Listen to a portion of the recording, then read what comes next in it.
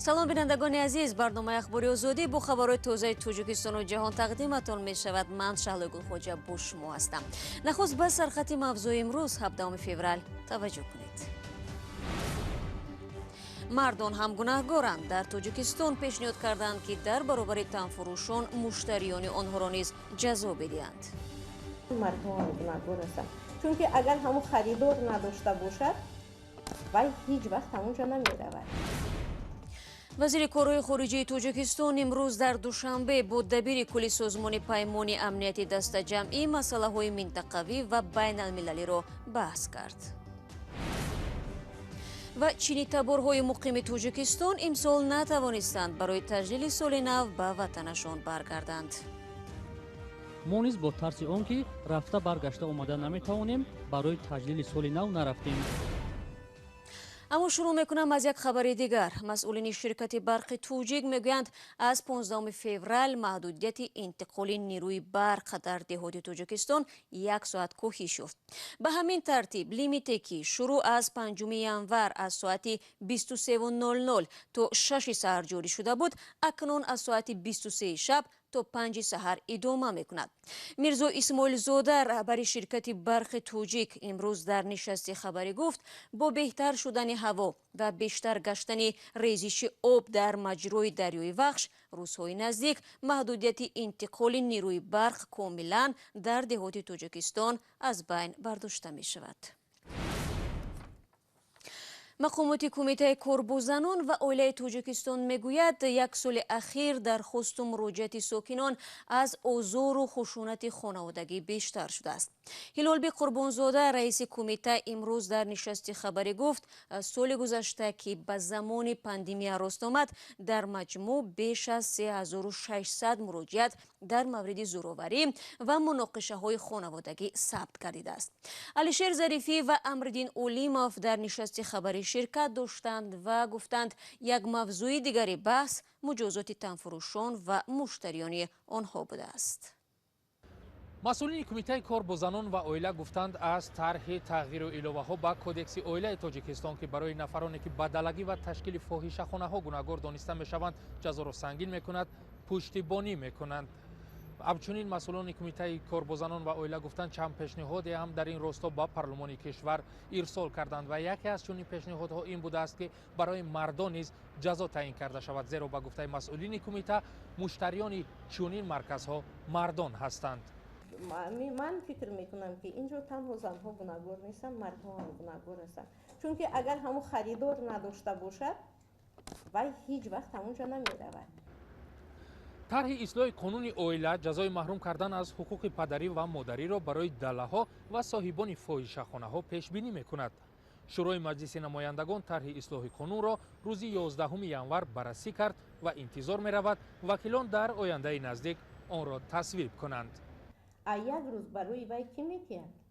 мардҳо метиҳанд. ҳилолбек Қурбонзода, раиси кумитаи корбозанон ва оилаи Тоҷикистон, рӯзи 17 феврал дар нишасти хабарӣ гуфт, мардон ба унвони муштарӣ дар амали танфурӯшии занон гунаҳкор мебошанд. ҳангоми рейдҳои муштарак мо аз вақте ки суҳбат мекунем ба ҳамон занон, ҷои кор ба онҳо пешниҳод мекунем, мегӯем ки хай биёед то мо шумо ҷои кор таъин мекунем. ва ё мегӯянд ки шумо ҷои кор чанд қадар, хай аз 400 сар мешавад, 600, 800, чунки ӯ маълумоти казоӣ надорад. лекин вай розӣ намешавад, мегӯяд ки ман ин маблағе ки шумо пешниҳод мекунед дар як рӯз меёбам. масъулини кумитаи корбозанон ва оила ба ин боваранд ки талоши маҳрум кардани волидон аз ҳаққи падарӣ ё модарӣ метавонад танфурӯширо дар Тоҷикистон камтар кунад. созмонҳои дифоъ аз ҳуқуқи кӯдакон мегӯянд, маҳрум кардани касе аз ҳаққи падариву модарӣ бояд асоснок карда шавад. барои дилхоҳ кӯдак модараш фаришта аст. бисёр вақт ҳамин кӯдакон намедонанд ки модарҳояшон бо чӣ кор машғул ҳастанд ва вақте ки агар ин қонун ҷорӣ шаваду ногаҳон ҳамин аз модарӣ маҳрум кунанд, боз як мушкили дигар пайдо мешавад, кӯдакони ятим зиёд мешаванд. ман фикр мекунам ки ин як зарбаи сахт нисбати ҳамон кӯдакон мешавад. дар тоҷикистон барои машғул шудан ба танфурӯшӣ ҷазои маъмурӣ пешниҳод шудааст ва тибқи банди 130 кодекси ҳуқуқвайронкунии маъмурии тоҷикистон агар зан ва ё духтаре ки бо ҷурми танфурӯшӣ дастгир карда шавад метавонанд онро аз 200 то 500 сомонӣ ҷарима бандӣ кунанд. ҳамчунин духтаре ки дар давоми 1 сол дубора ин корро такрор кард метавонанд аз 10 то 15 рӯз ба ҳабс бигиранд. пешниҳод барои сангин кардани ҷазо барои нафароне ки ба далагӣ машғул мешаванд ва ё фоҳишахона ташкил мекунанд ва махсусан агар барои мардоне ки аз хизматрасонии онҳо истифода мебаранд қабул карда шавад, дар тоҷикистон ин таҷрибаи нав аст. амриддин олимов, алишер зарифӣ, радиои озодӣ, душанбе.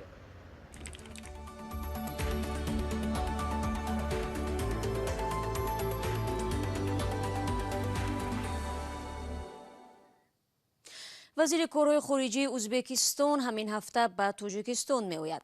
сафари минтақавии абдулазиз комилов ки ба қазоқистону туркманистон ҳам меравад аз 16 то 18 феврал сурат мегирад. мақомоти тоҷикистон дар ин бора хабаре нашр накарданд, вале вазорати хориҷии ӯзбекистон гуфтааст ки ин сафари корӣ аст ва дар ҷараёни он вазъи имрӯзаву дурнамои ҳамкориҳои минтақавӣ, масоили ҳамгироӣ, иқтисод ва нақлиёт баррасӣ мешавад. аммо то омадани ин мақомдори баландпояи ӯзбекистон имрӯз вазири корҳои хориҷии тоҷикистон дар душанбе бо дабири кулли созмони паймони амнияти дастаҷамъӣ мулоқот кард. баъд аз зуҳри имрӯз дар душанбе мулоқоти Сироҷиддин Муҳриддин, вазири умури хориҷии Тоҷикистон бо Станислав Засия, дабири кулли созмони паймони амнияти дастаҷамъӣ баргузор шуд. дар мулоқот мавзӯъҳои таҳкими сулҳу субот дар минтақаи зери масъулияти ин созмон, вокуниши сарӣ ба таҳдидҳои муосир ва ҳамчунин ҳамкориҳои кишварҳои узв дар масъалаҳои сиёсӣ, дипломатӣ, низомӣ ва иқтисодӣ баррасӣ шудааст. дар пасманзари риёсати Тоҷикистон дар созмони мазкур, Сироҷиддин Муҳриддин, вазири умури хориҷӣ, ба ҳадафи кишвар барои ҳамкориҳои танготанг бо котиботи созмон ва дигар бахшҳои ин ниҳод ишора кардааст. ҳамоҳангии кишварҳои узв ҷиҳати мавзеъгирӣ дар сиёсати хориҷӣ, наздик кардани назари кишварҳои узв дар масъалаҳои минтақавӣ ва байналмилалӣ аз мавзӯъҳои суҳбати дутараф будааст. ҳамчунин ҷонибҳо омодагиҳо ба ҷаласаи шӯрои вазирони хориҷии кишварҳои узви созмони паймони амнияти дастаҷамъиро ки қарор аст баҳори соли ҷорӣ дар душанбе баргузор шавад, ба баррасӣ гирифтаанд. бинандагони азиз, ҳоло як огоҳӣ пешниҳоди шумо мешавад ва баъди он дар бораи куштори бераҳмонаи як ронандаи таксӣ дар шаҳри Душанбе бароятон хабар медиҳем. ҳамчунин гузорише дорем дар бораи таҷлили соли нави чинӣ дар шароити пандемия.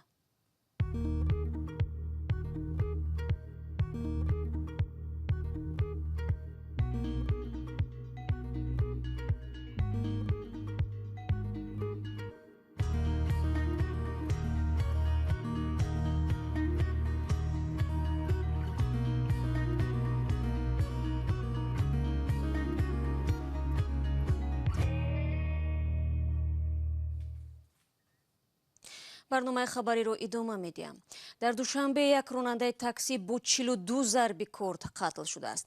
ҳамчун гумонбар дар ин ҷиноят сокини 21-солаи ноҳияи ҷайҳунро боздошт карданд. вазорати корҳои дохилӣ мегӯяд, ҷавони муттаҳам бегоҳи 15 феврал дар яке аз кӯчаҳои Душанбе ба узвҳои бадани ронандаи 31-солаи мошини Hyundai Solaris ки ба мусофиркашонӣ машғул буд, даҳҳо зарби корд зада фирор мекунад. дар натиҷа ҷабрдида ба ҳалокат мерасад. як манбаъ дар мақомоти тафтишотӣ ба радиои Озодӣ гуфт, ба иддаои боздоштшуда ӯ барои ҳаққи роҳгиро бо таксирон баҳс карда дар ҳолати асабонӣ ӯро чандин корд мезанад. тафтишоти ҳодиса идома дорад. рӯзи 12 феврал бар пояи солшумории анъанавии чинӣ соли муш ба поён расида соли гов сар шуд. ҷашни соли нав яке аз муҳимтарин идҳои мардуми чин аст ки онҳо сарҷамъ дар оила таҷлил мекунанд. соли гузашта ки ҳамчун соли пандемия дар ёд мондааст, бисёре аз тоҷирони чинӣ баъди таҷлили соли нав натавонистанд ба Тоҷикистон баргарданд, зеро марзҳо баста буданд. баъзе тоҷирону соҳибкорони чинии муқими Тоҷикистон соли навро дур аз ватан дар вилояти Суғд ҷашн гирифтанд. дар ин бора Фарзон Муҳаммадӣ гузориш медиҳад. آرزوی ما این است که زودتر این ویروس گم شود. چینی تبارها طبق عنعنه در عرفه سال نو قمری از هر گوشه جهان به نزد والدین خود می روند و در عرفه عید با آرزوها برای یک سال دیگر طعامهای میراثی می پزند. این آموزگار چینی همراه عائله و شاگردان تاجیکش امسال در پیشواز سال نو توشپیره ها را با نیت محو شدن بیماری همهگیری کووید 19 می پیچاند. بیماری که سال پیش در وطنش پیدا شد و راه او را نیز برای برگشتن ببست. از رفتن ما خانواده امون خیلی ترس دارند که به بیماری گرفتار می شوند، زیرا تا به زادگاه همون توسط یک چند هواپیما می رویم که آنجا آدمان زیادند. باید بعدی رفتن یک چند وقت باید کرانتین نشینیم که همراه کودکانمون خیلی اذیت می کشیم. اگر کرونا ویروس نمی بود ما حتما به جشنگیری سال نو به وطنمون می رفتیم. وانگ یو هانگ زاده شهر هاربین مرز چین و روسیه است و در دایره برنامه کانفوسی از دانشگاه دولتی مضافات کارا در مرکز کانفوسی شهر استقلال شروع کرده حالا در مکتب پرزیدنتی شهر بوستان به طالب علمان زبان چینی می آموزد و همراه شوهر و فرزندش اینجا زندگی می کند.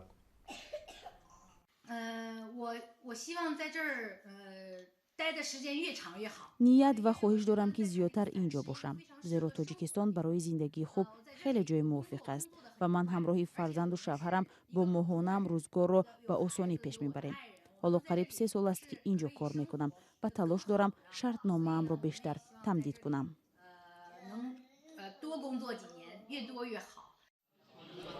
سالهای قبلی در مرکز کانفوسی شهر بوستان بیشتر از 5 آموزگاران چینی کار میکردند.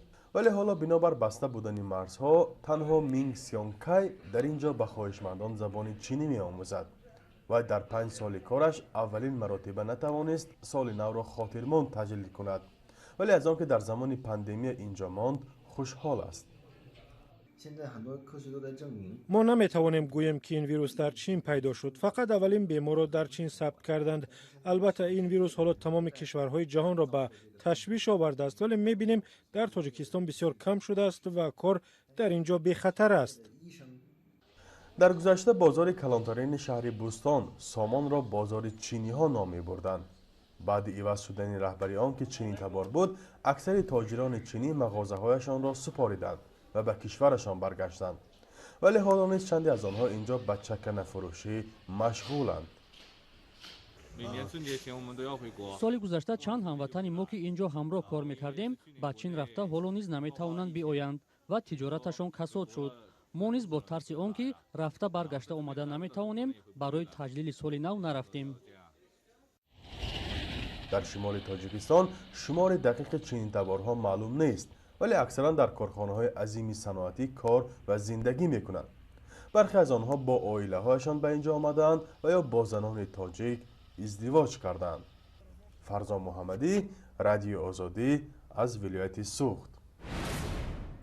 در روزهای استراحتی گذشته صدها ساکنان خسته شده از موجودیت کرونا و карантин در کل‌های یخبسته آمستردام برای خود سرگرمی پیدا کردند، اما ظاهراً یخی بعضی از کل‌ها به تجمع آدمان آماده نبود. هوای سردی روزهای اخیر باعث شد که کانال و آبانبارهای پایتخت هلند یخ بستند و مردم زیادی برای یخمالک بازی بر روی یخ برآمدند. ولی روز یکشنبه قبط یخی کانال آمستردام در بعضی منطقه تاب نآورده، شماری از دوستداران یخمالک بازی به آب افتیدند. یکی از شاهدان حادثه را به نوار گرفت. راهگذرها در ساحل جمع شده با وسیله های دسترس یخمالک بازان ناکام را از آب بیرون کشیده با کمپل و لباس خشک تامین کرد. در هلند از سبب سرایت کرونا ویروس تا 3 مارس قیود شبگردی و منع جمامت ها جاری شده است، ولی بینندگان عزیز، اینجا رسیدیم به پایان برنامه امروز. تشکر از یکایک که شما که تا این لحظه ها با ما بودید و چون همیشه فراموش نکنید که خبر و گزارش‌های دیگر رو میتونید در سامانه رادیو آزادی زیر نشانی www.azadi.org مطالعه کنید و البته نوارهای ما همه روز در صفحه آزادی ویدیو در یوتیوب گذاشته می شود. فردا شما را در برنامه با خبرهای نو منتظر خواهیم بود. تا اون دم خود را احتیاط کنید و خدا نگهدارتون.